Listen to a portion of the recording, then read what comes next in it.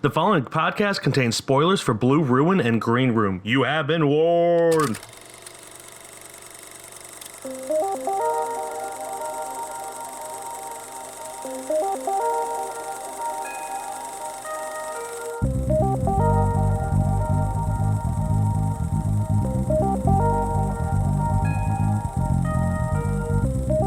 Welcome back, everybody, to Keystone Film Review. This is your host, Benjamin Button, along with your host, Miguel Mogusto.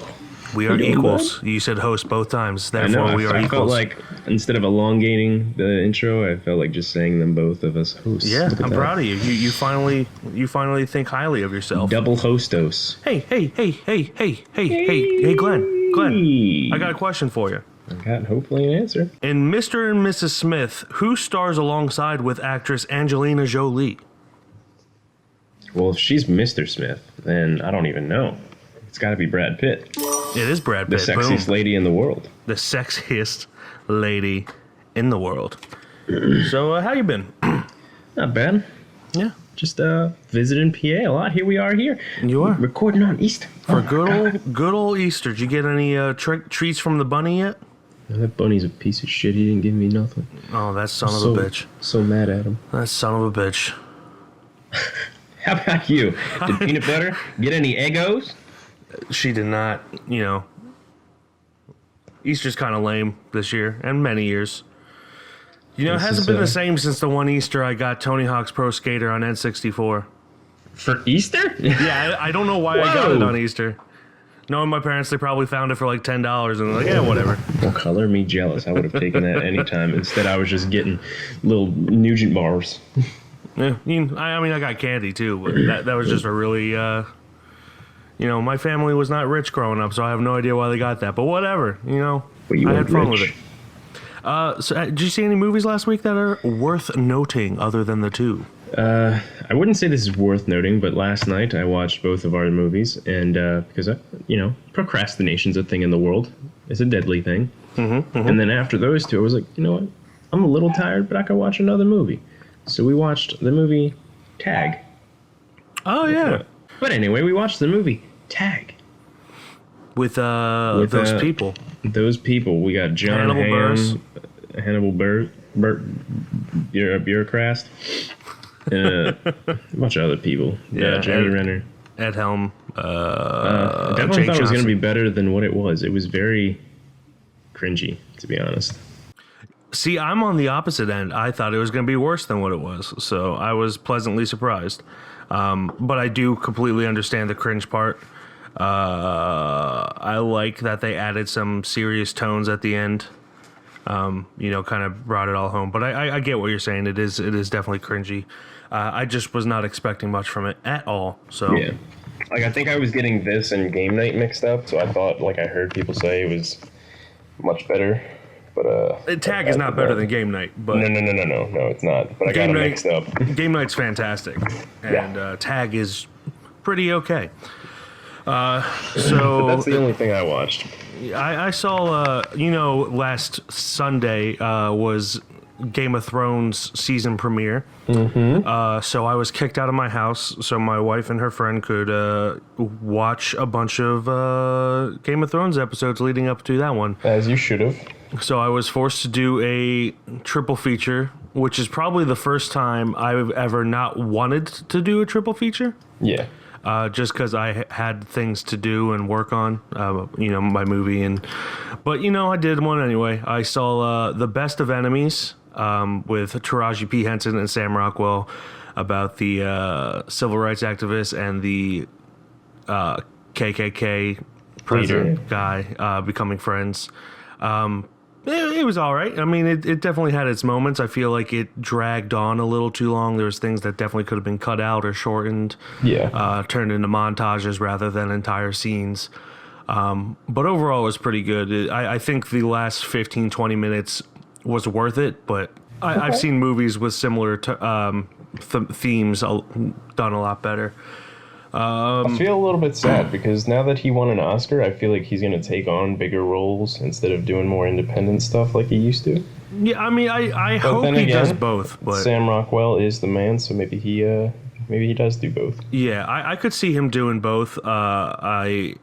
He definitely has earned the bigger movie roles, but Yes. I do like. I'm with you. I hope he continues to do the smaller ones as well. And then I saw Hellboy with David Harbour, Mila Jovovich, Ian McShane, and How'd that go? Honestly, I hear it's getting a lot of flack. I didn't hate it, but it's definitely not as good as the Ron Perlman ones. Yeah. It is messy at times. David Harbour, he does his best. He didn't feel natural in the role like Ron Perlman did. Yeah. But he definitely saved the movie a couple times, if that makes sense. Yeah, Ron Perlman back in the day was trying his hardest to get a sequel made with Guillermo. Yeah, like he was trying a third one hard. Yeah, it just didn't know what happened. Yeah, but you could definitely see the Guillermo influence in this. There's a lot of the monsters felt like Guillermo del Toro monsters. Yeah.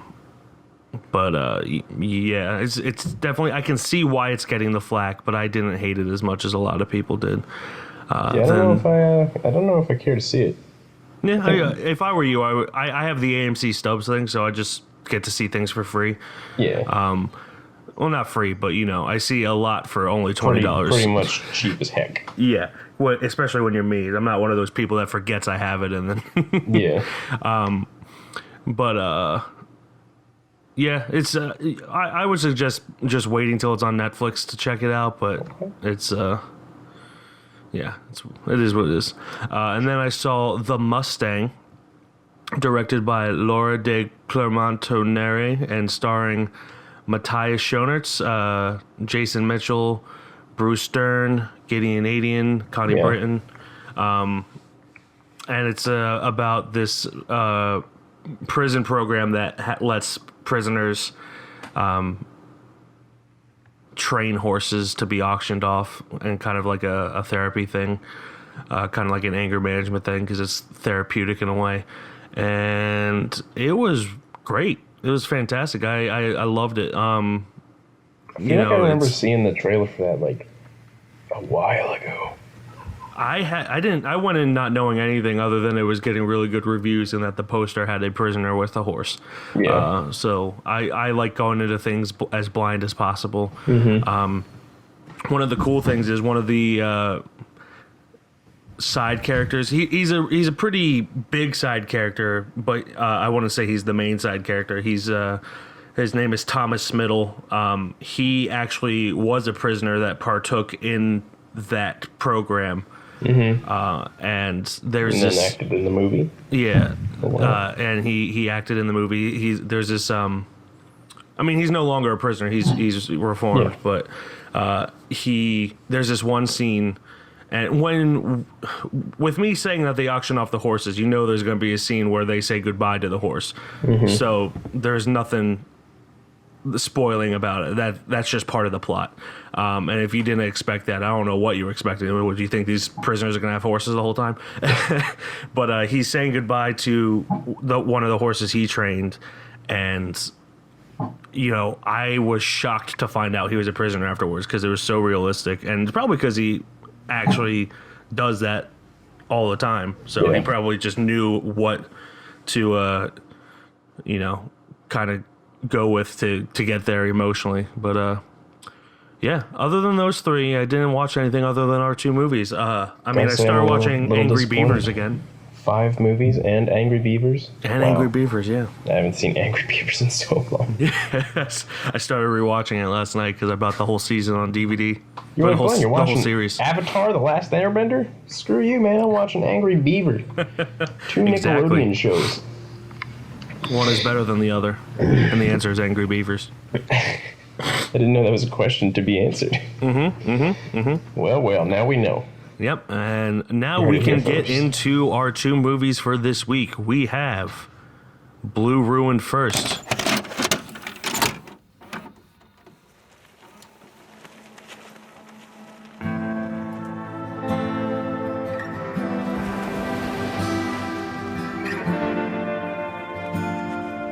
I apologize for the mystery. I don't mean to scare you. You're not in any trouble. I just thought you should be somewhere safe when you found out. With somebody. He's going to be released. I don't know how much they are missed.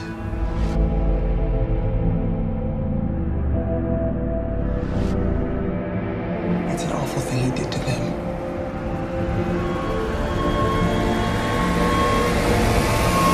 Written and directed by Jeremy Saulnier, starring Macon Blair, Devin Rattray, Amy Hargreaves, and other people who I don't really feel like reading. Kevin Kolak, yeah, sure, that's one guy.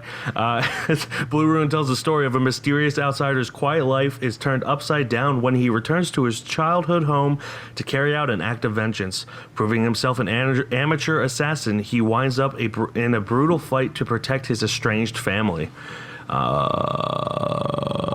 Yeah, that's pretty accurate. That's pretty much it. Yeah.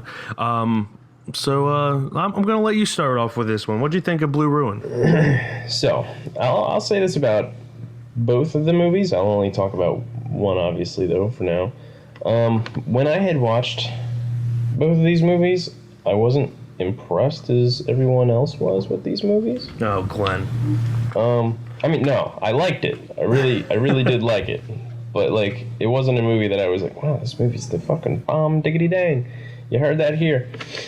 But doing a second watch, I appreciated it more. I appreciated the cinematography more. I appreciated the acting more.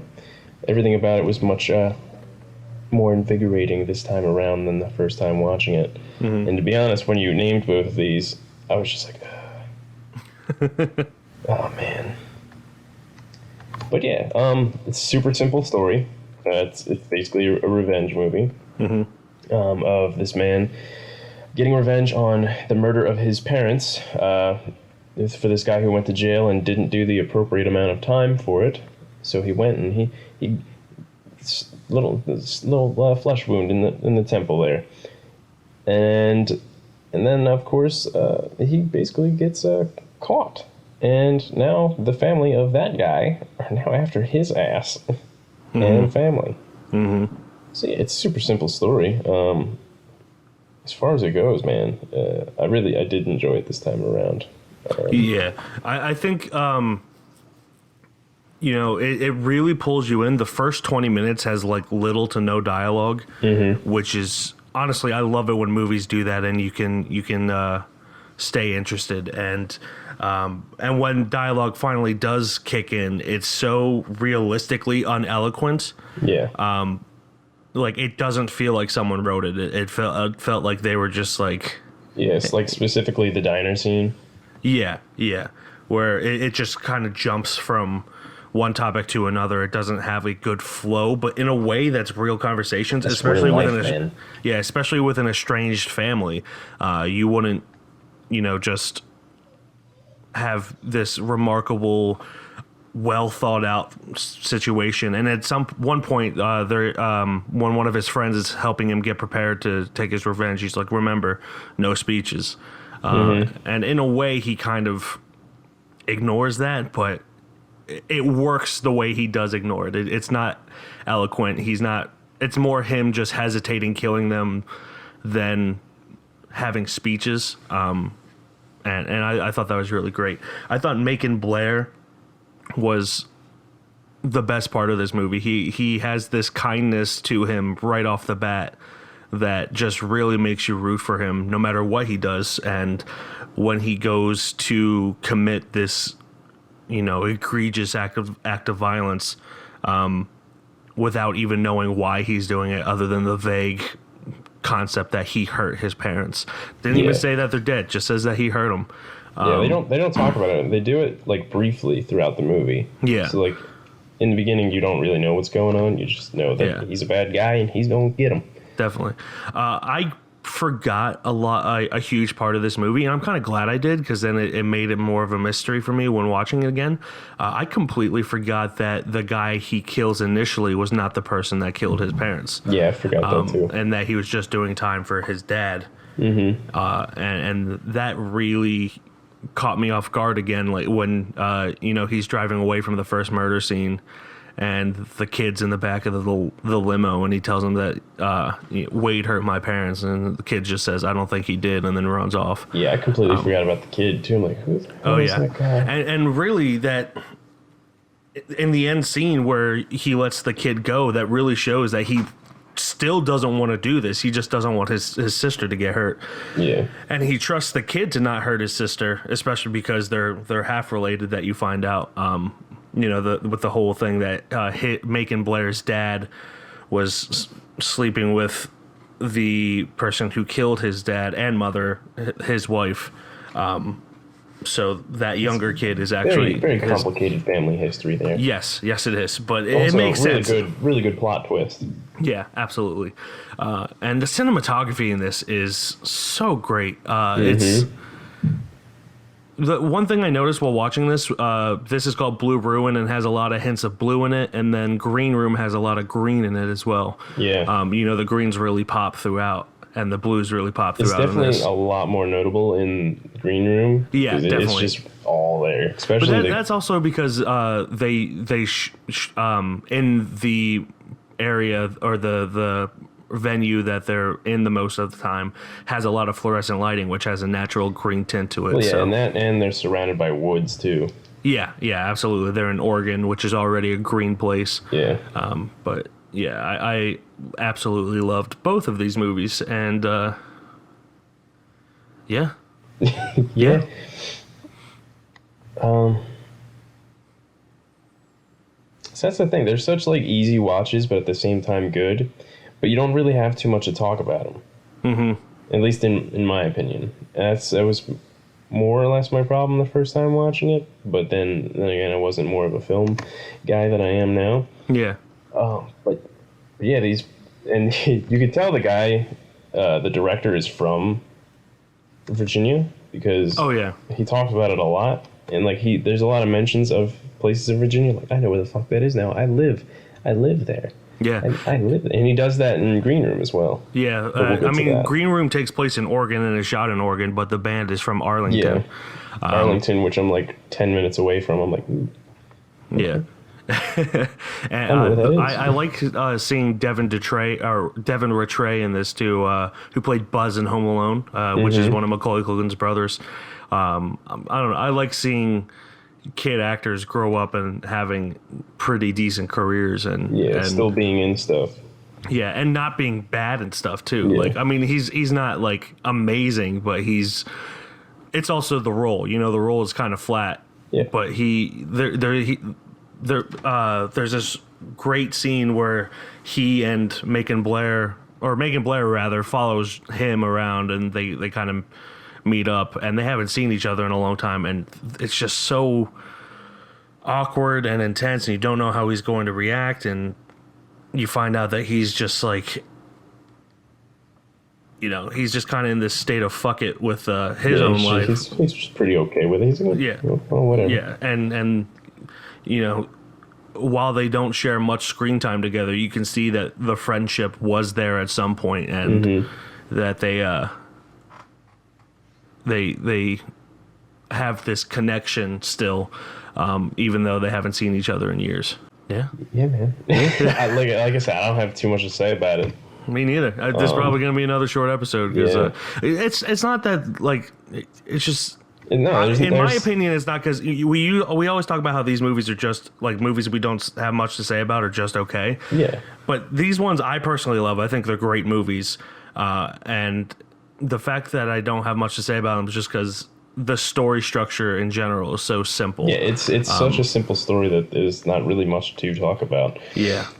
Both times too. And pretty much I explained a giant portion of it like 5 minutes ago. The guy goes out for revenge. The revenge comes after him for his revenge, and then it's a lot. Yeah. And like I think I could say one more thing, and it's just you did say how Macon Blair's character was just like a nice guy and didn't want to do this stuff, and like during all this, like he didn't have like a solid plan. Like you could tell like he didn't think about it. He was just going into it. Yeah. And then when it was executed, it got further, and like he was just a normal guy. Like like I was watching it with my parents, and my dad was just like, "See, now why would he do something like that?" I'm like, well, he's a normal guy. Like, Yeah, he was living. And it was the scene where like the lights automatically turn on and he freaks out and jumps up. He's like, "See, I wouldn't have done that because I would have got up and got shot if somebody was actually standing there." I'm like, well, just a normal guy. That's the thing. A lot of people are so trained to think that movie heroes are perfect that when they're not perfect, they're like, "Oh, that's stupid." I'm like, that's the fucking point. He's supposed to be stupid. He's supposed to be a normal guy. He's supposed to be less adequate at things than even people who see a lot of movies do, because he is a recluse who lives in his car. He doesn't watch movies to know exactly, to have that natural instinct of don't do that. And like, granted, I'll give him the benefit of the doubt. They weren't watching when I watched the first half of the movie, so they came in like not really knowing what was going on. When he's already deep in it. Yeah. And it's he's a normal guy. He's a normal guy. I actually love the fact that he tries breaking into a car to steal a gun, and then the gun's got a lock on it. Yeah, the gun's got a lock on it, and then he busts the gun while trying to get the lock off, and then he's just stuck with using a knife. Which if you're trying to kill someone for the first time, you don't really want to use a knife just because. Yeah. It might not go so well. Especially when you're just a normal guy. Another thing I can say, they do this in Green Room too, where like it will be extremely gory, but unlike like Quentin Tarantino or Eli Roth or someone, it doesn't focus on the gore. It'll go there for like a half second and then cut away. Like just enough to see what's happening, but then it won't shove it in your face, which I really like. Because that's the thing that bugs me about a lot of gory horror movies, is that it just shoves the gore in your face, when if you're trying to get in the same mindset as your characters aren't just going to stare at the gore while it's happening. They're going to look away because no one wants to see that. The only people that wouldn't look away are probably doctors and surgeons, and that's just because they're used to it.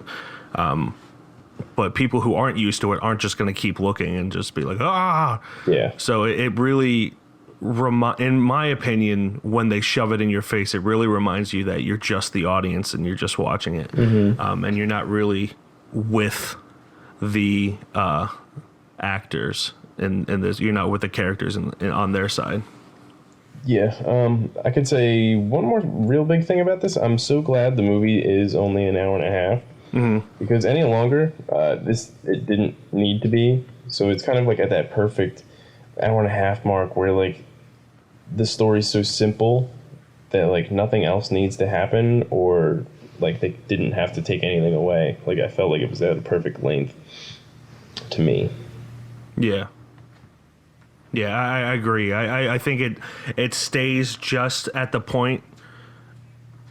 I wouldn't have minded if it went on for like another 5 minutes, but I think it ends right when it needs to end. It doesn't do this thing which as I talked about earlier, the Best of Enemies kind of did, where it dwells on things and really tries to let things sulk in when it doesn't need to. Like, it doesn't add to the story at all. So I agree. I think it's perfect, and I'm also glad that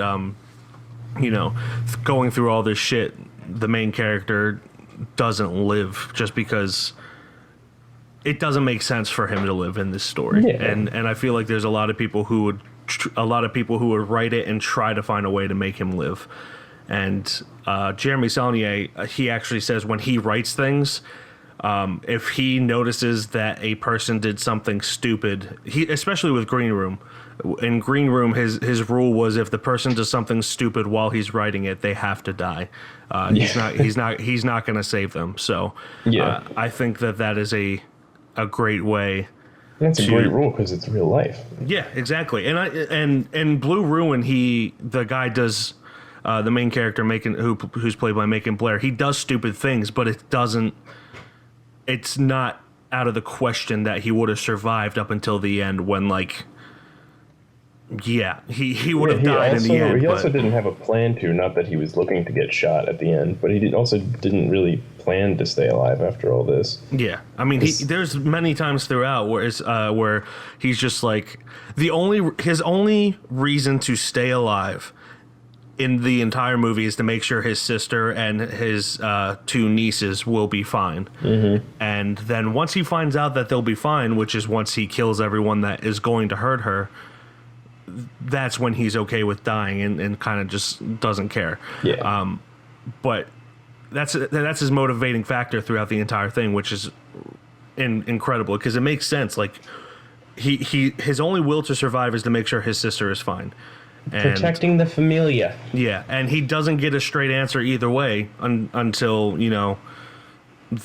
they're dead. Yeah, I'm sure. I guarantee you, if they had promised him, and in a believable way, that once he was dead, that they wouldn't go after his sister, he probably would have just let him die. Yeah, let himself die, and yeah, I think that was, a great character arc for the character.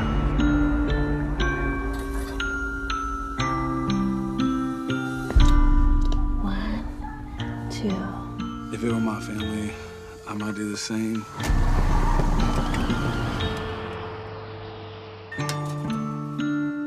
I know this is personal.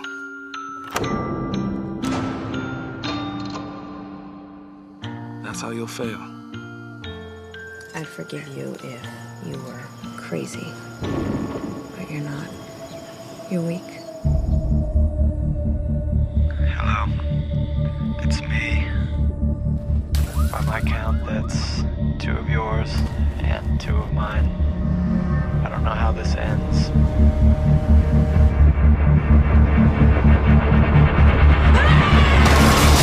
That's how this works, man.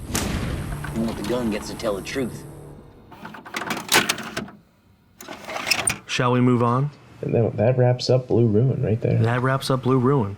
Let's move on to Green Room. Okay, I'm with the Ain't Rights from Washington, D.C. You guys are hard to find. Want to know social media presence? The music is shared live. It's time and aggression. You gotta be there. Sorry, guys, we gotta clear out. Can you follow me? And then it's over. Holy shit. I told you to follow. Hey, stop! Go!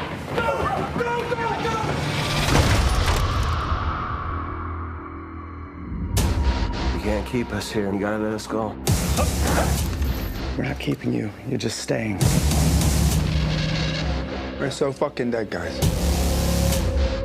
What do we do? Oh, shit. This'll be over soon, gentlemen.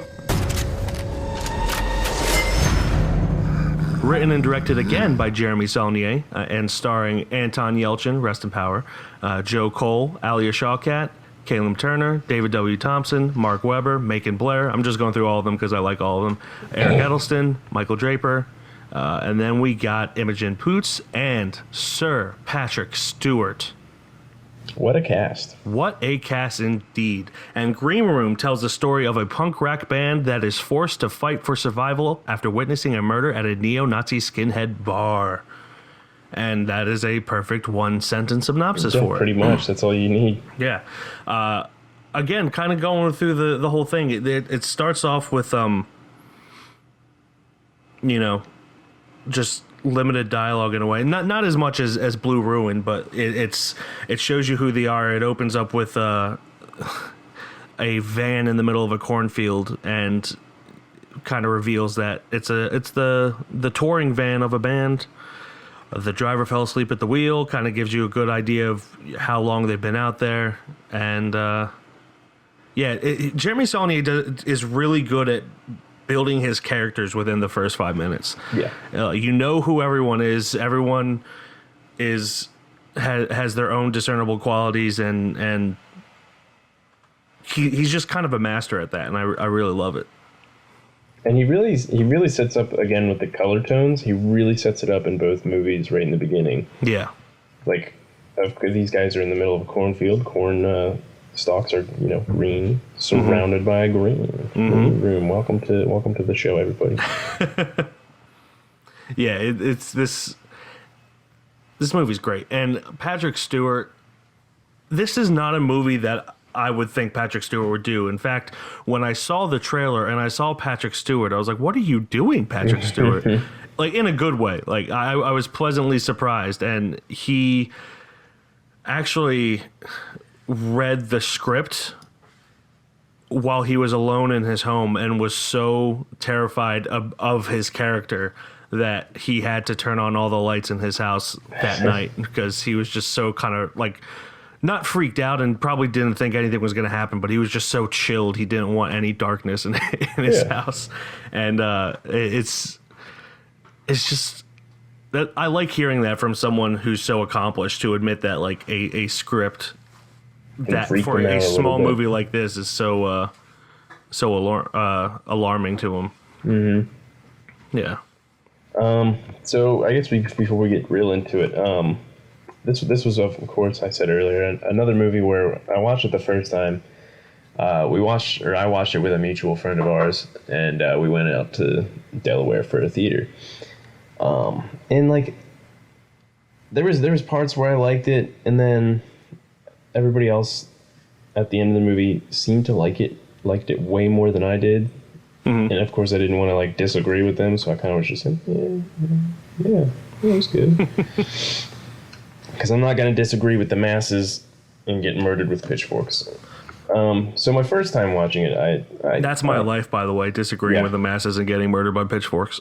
So I of course I didn't want to disagree with them, but I mean I liked the movie. I liked the movie for what it did in most of the scenes. But overall, I didn't enjoy it enough to, again, want to go out of my way to see it any other more times. Second time watching it, I thought it was much better than the first time I watched it. 100%. And I can definitely say that because, again, the plot and everything is real. This is a real-life movie, pretty much. Like, events and the actions that take place can happen. Sure, it's a punk rock band going to a skinhead bar. That's a little too real, man. That happens. Yeah. That happens I sometimes. love that I mean, I know this was written by the director, but they decided to play the first song, Dead Kennedys, Nazi Punks Fuck Off. That was that was a great way. I mean, they definitely said it throughout the film, but that was a great way to show you exactly how much they did not agree with that. And that's also another misconception where a lot of people think like metalheads and punkheads are racist. And there definitely are those people who are there, but in my experience, more or less, there's just like they're good people. Like we've talked about that before with the that one other movie. Yeah, with Bomb City. Yeah, Bomb City. I think it is just a great, growing up a metalhead and kind of being thrown in with those people, it really bothers me that they get this bad rap. Because in my experience, while they listen to aggressive music, they are among the nicest people out there, and they really just want to have a good time, and that's all they want. And they want to. Their music expresses their frustrations, which is doing that through music is much better than punching people in the face. Yeah. So why not let people do that? But there definitely are those skinhead type people that are out there, and it's frustrating. But what are you gonna do? There's more racism than just in punk rock. So yeah. But yeah, like again, going through this movie, there's the acting I thought was. I don't know why I didn't like these two movies at first. I mean, maybe it was just a different place in life at that point. I don't know. I have noticed, for me personally, if a movie is not what I was expecting it to be, there's a good chance that I wouldn't like it. But there's also the opposite, where if it wasn't what I was expecting it to be, I would absolutely love it.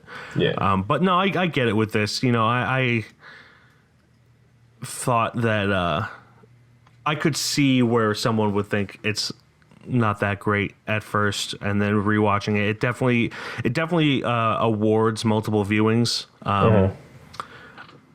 And we said earlier that when writing it, Jeremy Saulnier said that if a character did something stupid, he would have to kill them in the script. And the thing I like about it is that all of the deaths are so anticlimactic, if that makes sense, because like they'll go do something, like there'll be this huge buildup and then they'll just die, and that's another act of the another example of the realism of these movies, is that there is no fanfare for death. There is no huge scene of mourning, and while they do mourn their friends, it's not like they stop and have this huge scene where they have time to mourn them correctly, because they're still in the shit. They still have to get out of there. So they don't really... There's no time to pause. It's just it's happening real quick. Exactly. And again, this is another example of Jeremy Saulnier using gore but not throwing it in your face. Probably most notably is when Anton Yelchin's hand gets hacked up by a machete. Like you see just enough of it, but it's not like in other movies where it just be, oh, look at it, it's gross, they'll show you for like half a second and then cut away. Yeah, it was pretty gross. Yeah, it was gross. I'm not saying it's not gross. The gore was definitely there, but it doesn't focus on it. Yeah. They try to cover it up pretty much immediately. And yeah, it's... Again, I just felt bad for the dogs in this too. Well, you felt bad for the dogs, but mainly because they're dogs. But then you realize they're more or less the villains in this. Yeah, I felt also, more... They're kind of like... They don't choose to be villains. That's the thing. Yeah, that's the thing. Like they just don't know better. Yeah. That's how they were trained. They were trained and raised that way, and that's mainly what I felt bad. Like I didn't feel bad for them when like the protagonists were like hitting them, trying to get them off while they were ripping their friend's throat out. You 100% felt bad at the end of the movie when the one dog goes all the way from the bar all the way to this different location just to be with the owner. That's when you felt real bad. You're like, ooh, okay. Definitely, absolutely. But I will say this with the cast. When I watched it the first time, I didn't really know who this one dude was. Tiger, Callum Turner. I recently watched a movie, Only Living Boy in New York. I was like, is that that fucking guy? Like I didn't notice Tiger? The guy who plays Tiger. I didn't notice he was that guy from Only Living Boy in New York. Yeah, Callum Turner. Yeah, and then watching this movie again, I'm like, what the fuck? What a role difference there. Yeah. And then Anton Yelchin, obviously. What is Imogen Poots? What's she been doing? Like she in general, really, or yeah, like she was in this, and then she was like the last movie I've seen her in before that was Need for Speed. I think before that was or after that was what is that one movie? That Awkward Moment, I think, with Zac Efron. Right? Yeah, I think she's been doing a lot of smaller movies. Like she's in like I feel like she could be in bigger movies. She was in Pop Star Never Stop Never Stopping. The hell was that? That was that Lonely Island movie with where it's kind of like making fun of Justin Bieber. Okay. She's in a lot of smaller movies like I Kill Giants, Have Had, Frank and Lola. But yeah, she's I think she's more selective with her movies because she definitely could get bigger roles if she wanted to. I feel like she has the power to be in bigger stuff, but I guess she's doing her own thing. She was in Filth too, and I loved. She was in Filth. The first time I remember seeing her is 28 Weeks Later. She's in V for Vendetta. She plays young Valerie, and she's in this movie called A Long Way Down, which I really like. And I suggest anyone who's listening to check that out. It's about these 4 people who, by fate, all go to jump off the same building at the same time, and kind of meet each other. And they're just like, "What are you doing?" "I'm gonna jump off." "Oh yeah, me too." And then they make this pact to like try to live their life and kind of start this support group, which is it's really touching and cool. Yeah. She definitely could be in bigger things if she wanted to. But yeah, anyway, the cast. Moving on, the cast was definitely excellent. You got Macon Blair in there, who was obviously in Blue Ruin, so it was nice to see him pop up again. I love Macon Blair. Like he's one of my favorite actors. I love seeing him. I feel like he was definitely, in my opinion, better in this movie, but it's more or less because he was given more emotion to have. Yeah, he like in Blue Ruin, he's more the same person throughout. Like he's obviously troubled. You believe it when he kills someone, and you also believe it when he doesn't want his sister to be killed. Like he's vengeful, but he has a heart. And like they're they're completely different roles, 100%. Absolutely. And in this, he's like a neo-Nazi that kind of realizes, hey, this is kind of fucked up. Maybe we shouldn't be doing this. Yeah. And I love that aspect of it. It was so weird, and still is, in a good way, seeing Patrick Stewart in a villain role. Yeah. I can't remember another time. I'm sure he was, but I can't remember another time where he was a villain. And I know, especially from watching American Dad, just hearing that same voice say terrible things and just kind of calmly telling people they're going to die, it's chilling, really. Yeah, it's traumatizing, really. Yeah. And as it should be, it scared him himself, and he played the character. Indeed. But yeah, I think Anton Yelchin's death hit me really hard because I saw this 2 days before he died. Yeah. And I was just like, after seeing this, I was really excited for the rest of the stuff that he had coming out. And then, yeah, when I found out he died, I was like, damn, that sucks, because he was so talented. And yeah, he was taken before his time. Definitely. And of course, I'm gonna sound like an asshole, but like his death didn't really hit me. Like I only had known him from Star Trek, but that was really about it. Yeah, I had like it didn't hit me like it hit everybody else. Everybody seemed to be, well, not seemed, they definitely were really sad about it. But then I was like, I'm trying to remember what I knew him from Alpha Dog. I knew him from Hearts in Atlantis when he was like 12 years old or whatever. And then definitely Star Trek and a few smaller things. But like he had so much, when he did die, he had so much set out to come out. Like he had Thoroughbreds coming out. He had Star Trek Beyond coming out, which he plays a great Chekhov too. Yeah. And he was directing something too. I think it's coming out. Like they finished it with some help. Let me see if I can find it.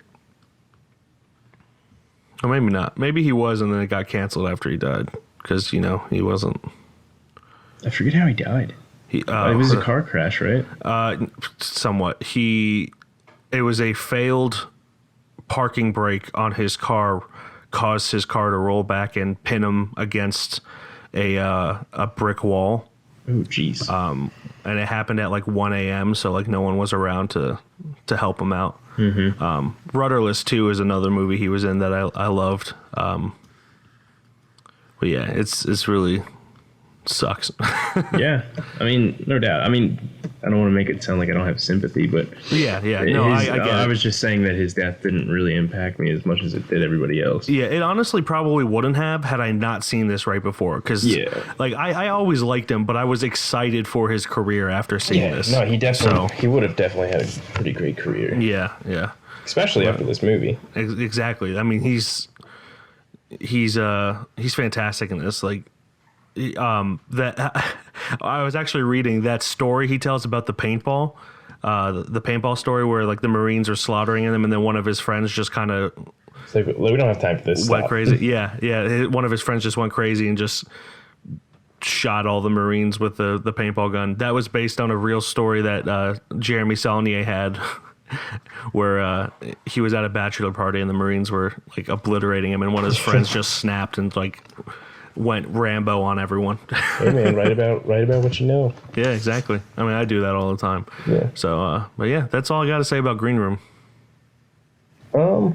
Probably can talk a little about it. So, I guess we were talking earlier about how like the deaths in this movie happened pretty quick, and I really enjoy movies that basically don't keep their main characters around, like when they do stupid things. So like it was nice to see the main character could like go down in an instant, even if it was anticlimactic. Yeah. So when like these characters are dying, like thank you. Yeah. I mean, I was surprised when Alia Shawkat died. I mean, other than Patrick Stewart, I would say she's probably the most famous person in this movie because of Arrested Development. Yeah.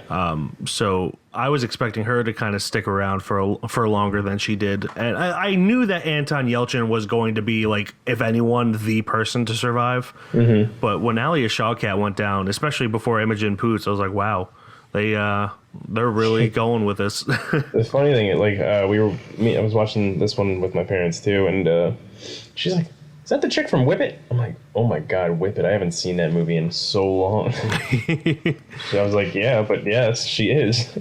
I haven't seen Whip It, but that's a deep dive regardless. Yeah, she's like, she's a friend that works with the rest. I'm like, I believe you. Yeah. You got anything else for Green Room? Yeah, that's mainly it. Definitely liked it the second time going around. Loved the cinematography. Loved all the goody stuff. Loved the characters dying so fast. And Patrick Stewart, my man, you're terrifying. You are terrifying. What are they doing? They're coming. We gotta go. And we die. The longer we wait, the surer that is. Is that a pep talk? Just grab some shit, get ready to run. Here we go. I see the bad moon rising. I see trouble on the way. They're everywhere!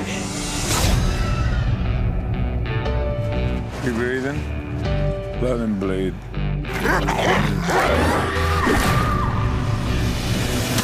Careful now.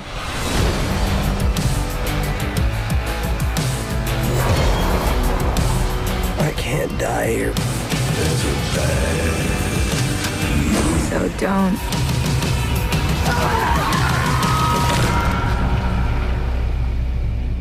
It's fucking hard, man.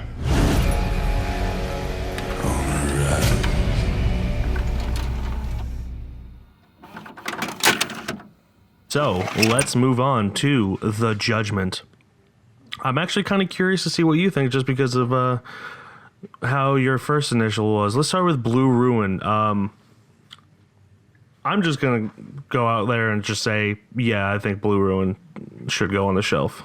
Well, we should just do both of them right now. Yeah, So I also think Green both the Room same. should go on the shelf. I think they're both great. I think they're both worthy of the shelf. But I'm interested to think what you, because you seem like you're on the fence a little bit more. Blue and green, man. Blue and green, you know? It's like peanut butter and almonds, you know? What? I don't know. So if you would have asked me, at least Blue Ruin came out in 2013, Green Room came out in 2015, I believe, right? You would have asked me back in 2015 if I wanted these on a shelf boy. I would have been like, what the fuck is a shelf boy? Get away from me, please. I probably 100% would have said no. But I will say yes to both of these movies because I appreciated them a little bit more the second time going around. They were both realistic story-wise and everything else-wise. The cinematography was bar none. There's just real freaking good. And, you know, I mean, I feel like I'm not sounding enthusiastic, but, you know, it's Easter morning, you know? It is. We're doing this very early because we both got family stuff doing. These boys are shelf boys. That's all I'm saying. Blue Ruin and Green Room both make it to the shelf. Next week, we got 2 more movies. Glenjamin Button. And we're not doing double features We're anymore. not doing a double feature. Well, at least for a little bit. Yeah, we're going to move forward. Glenjamin Button, what is your movie for next week? I have a multiple choice of 3 for you. Ooh. They're all 3 are drama, okay? But I will give you scenarios on what each movie is. One movie is a drama, and it's only got one person in it the whole movie. Okay. Another one is more or less of a drama romance.